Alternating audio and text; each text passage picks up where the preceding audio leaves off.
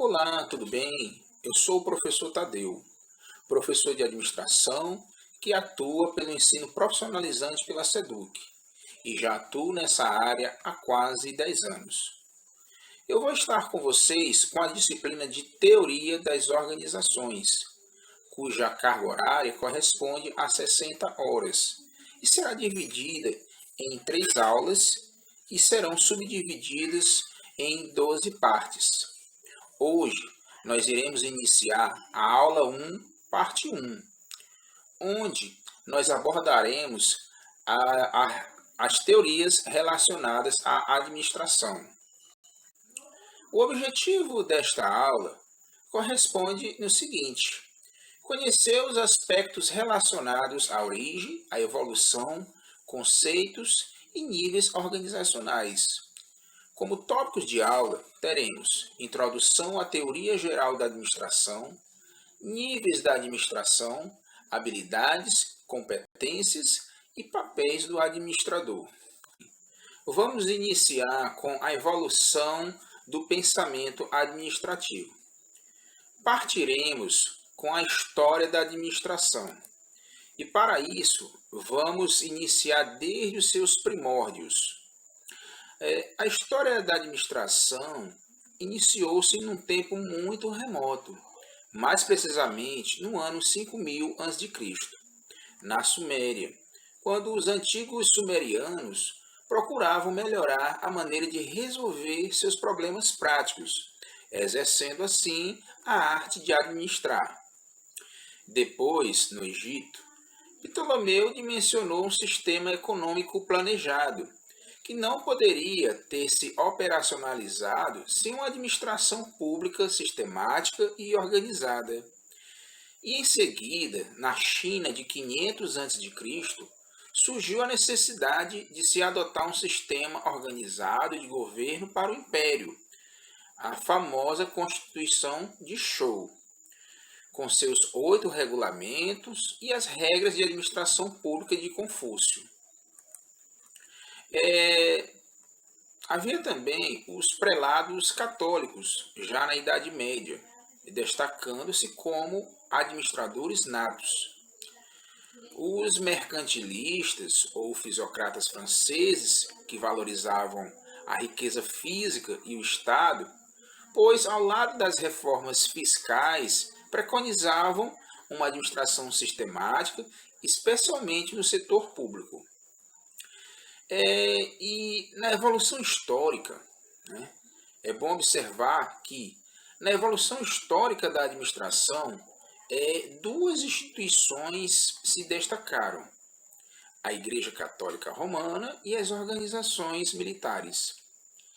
A Igreja Católica ela pode ser considerada a organização formal mais eficiente da civilização ocidental, pois, através dos séculos, ela vem mostrando e provando a força de seus objetivos, a eficácia de suas técnicas, espalhando-se por todo o mundo e exercendo influência, inclusive, sobre os comportamentos das pessoas, os fiéis. Já as organizações militares evoluíram das displicentes ordens dos cavaleiros medievais e dos exércitos mercenários dos séculos 17 e 18 até os tempos modernos. Com uma hierarquia de poder rígida e a adoção de princípios e práticas administrativas comuns até hoje em todas as empresas da atualidade.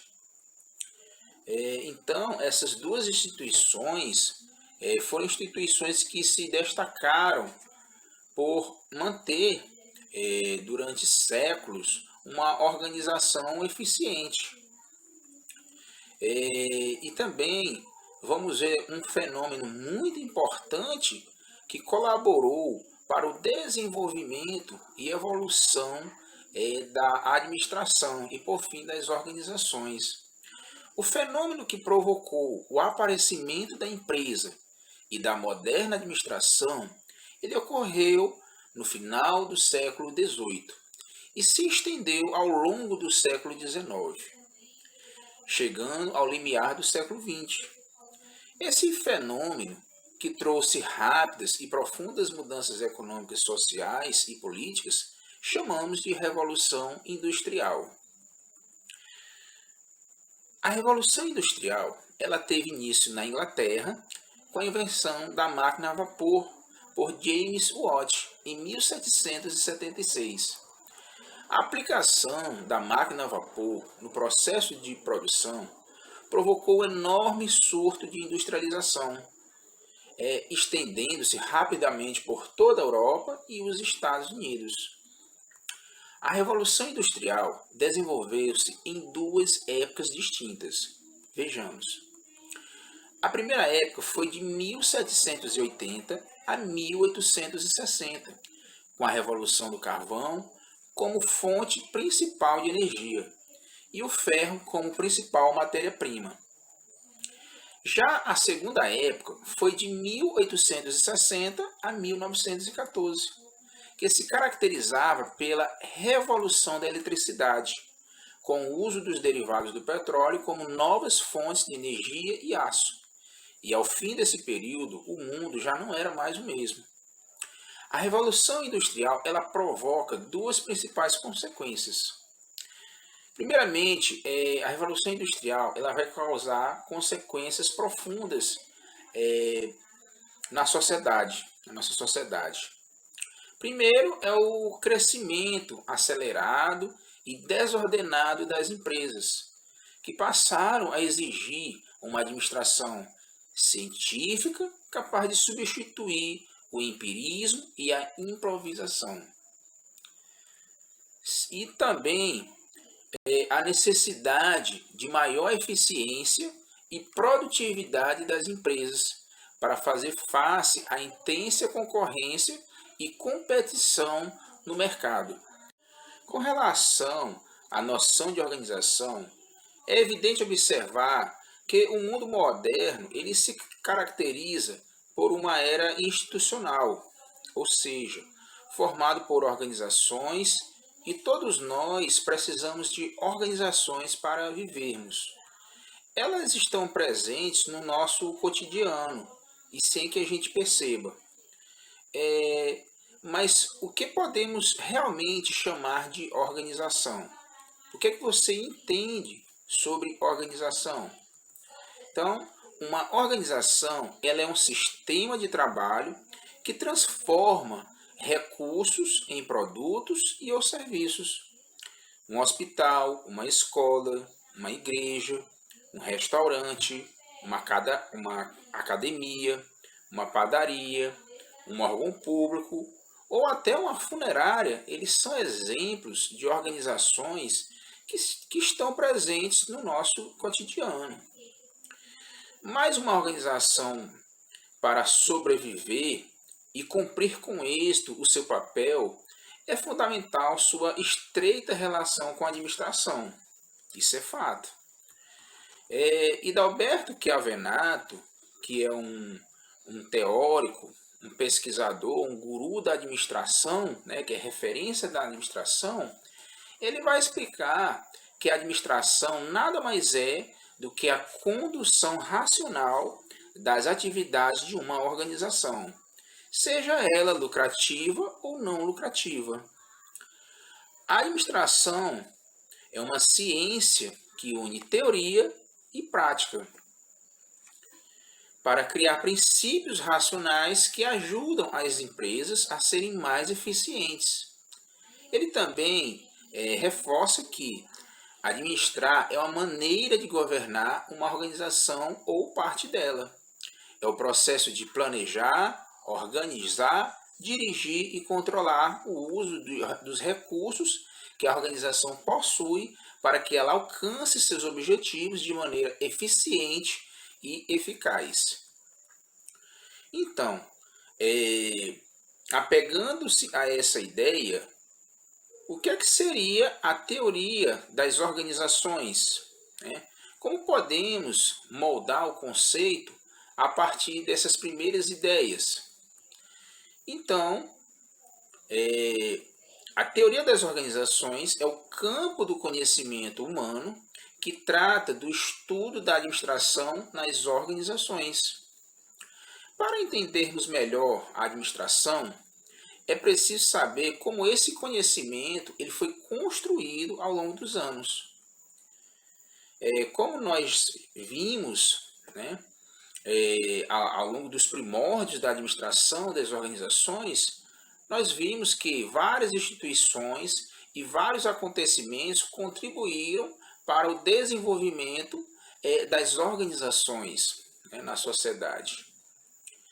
Então, ao estudar a teoria da administração, nós teríamos condições de entender a evolução dos conceitos e das práticas da administração e descobrir como esses conhecimentos eles podem nos ajudar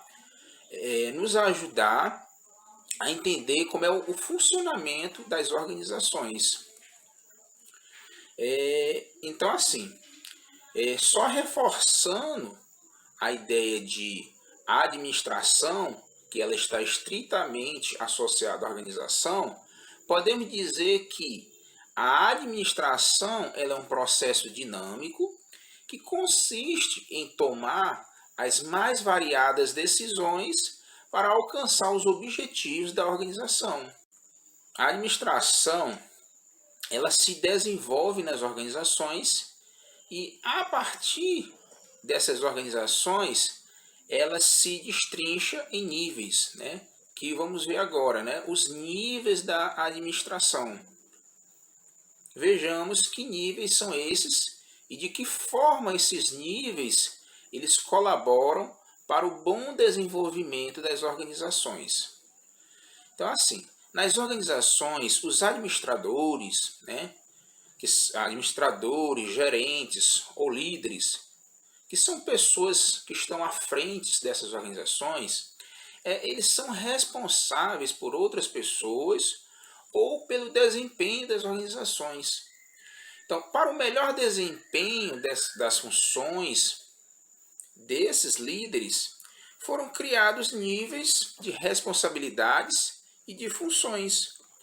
Esses níveis administrativos, eles são importantes para dirigir a execução de tarefas e operações organizacionais. Vamos conhecer esses níveis. São eles: nível operacional ou gerente de primeira linha. Esse nível são aqueles responsáveis pelo trabalho dos empregados operacionais. Não supervisionam outros administradores.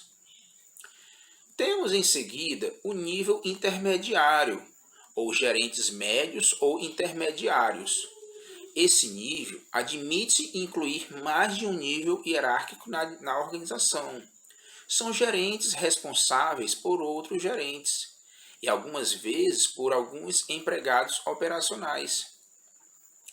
E por fim, o nível institucional ou administradores de topo, responsáveis pela administração global da administração, estabelecem políticas organizacionais e conduzem a interação da organização com o seu ambiente.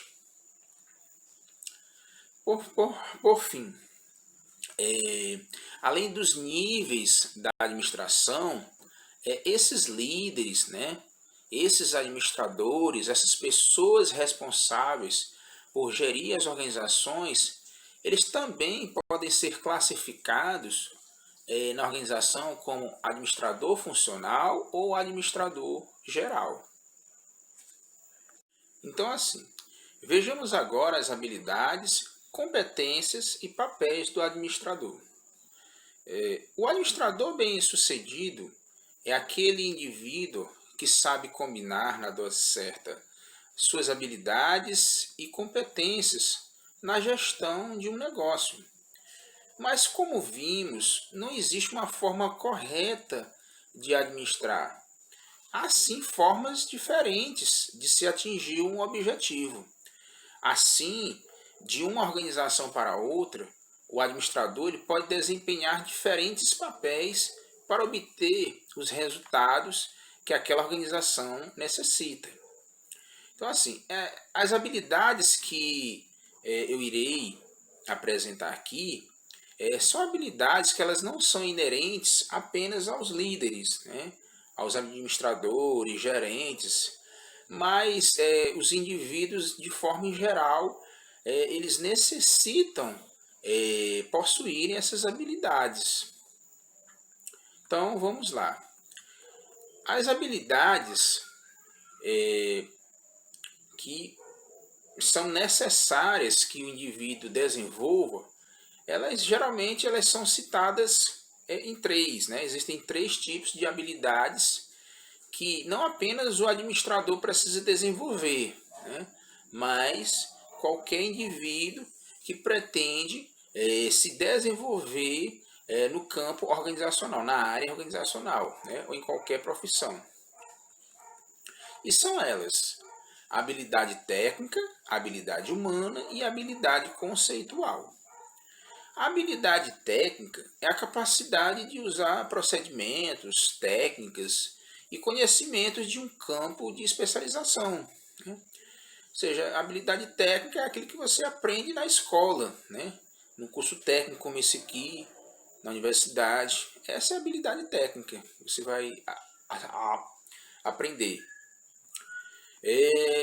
A habilidade humana, que é a capacidade de trabalhar com outras pessoas, motivá-las e entendê-las, seja como indivíduos ou como membros de um grupo. E temos também a habilidade conceitual, né?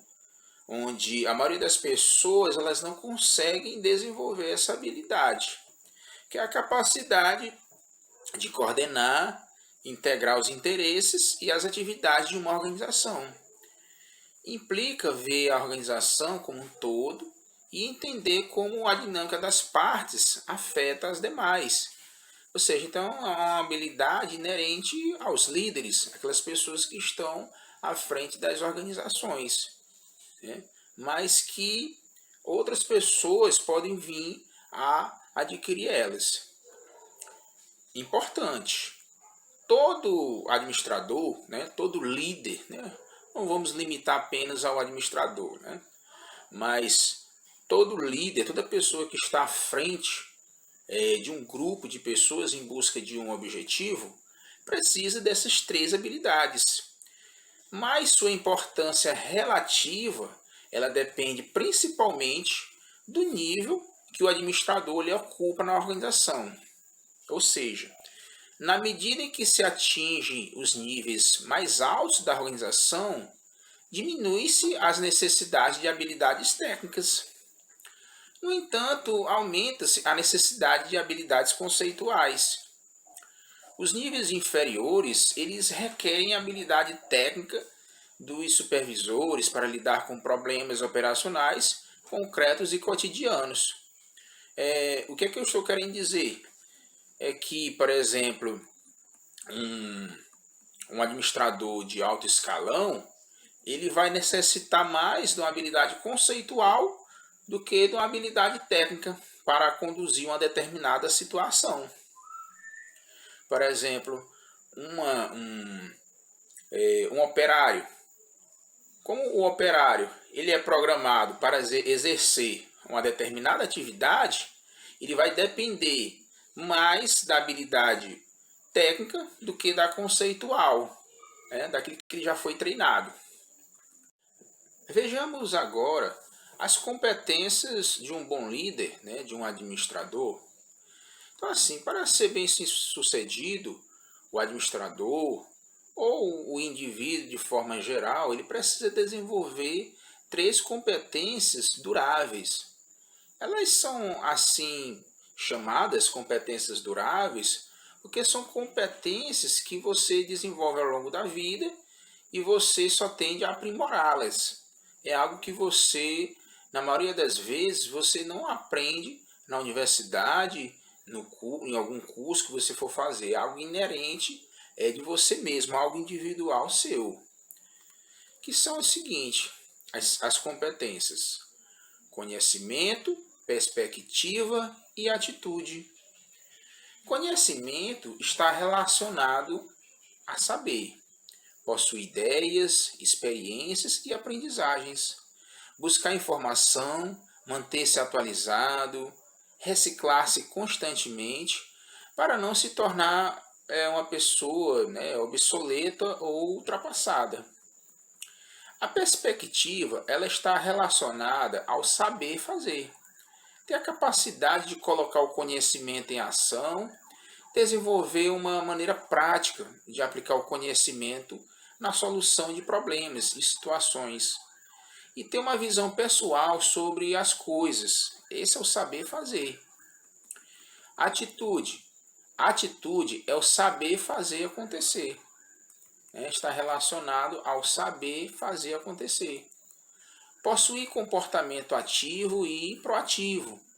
Dá ênfase na ação e no fazer acontecer. Possuir espírito empreendedor e de equipe e ser um líder.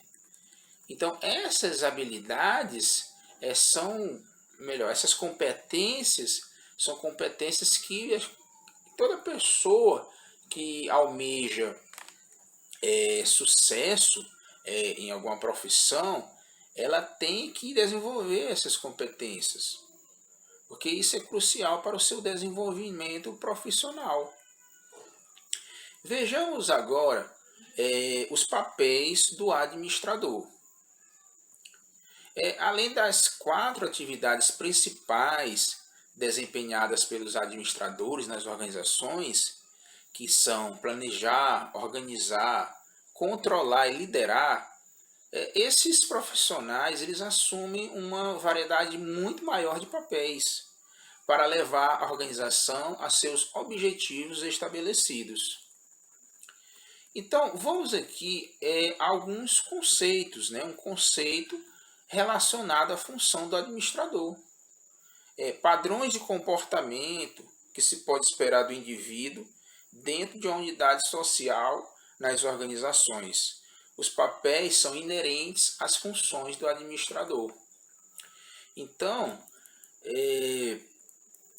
essa relação, né, esses papéis inerentes às funções do administrador são cruciais para o bom desenvolvimento das organizações. Vejamos então as peculiaridades das funções do administrador.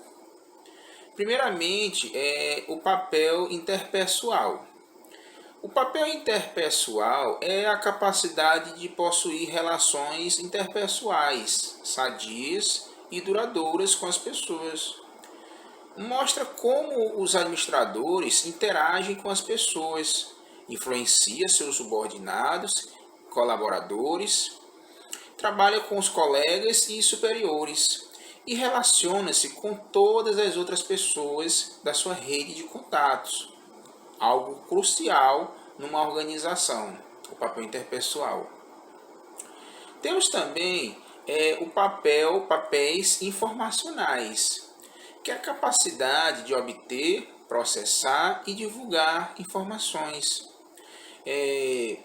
O administrador, líder ou gestor, ele deve desempenhar atividades para manter e desenvolver a sua rede de informações.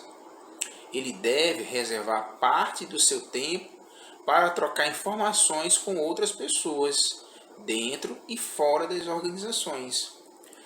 O bom gestor, né, que aqui nós chamamos de gestor, que é o líder, né, estou reforçando várias vezes essa questão do líder, do gestor, é aquele que sabe trabalhar com a informação de forma a transformá-la em algum diferencial para a organização.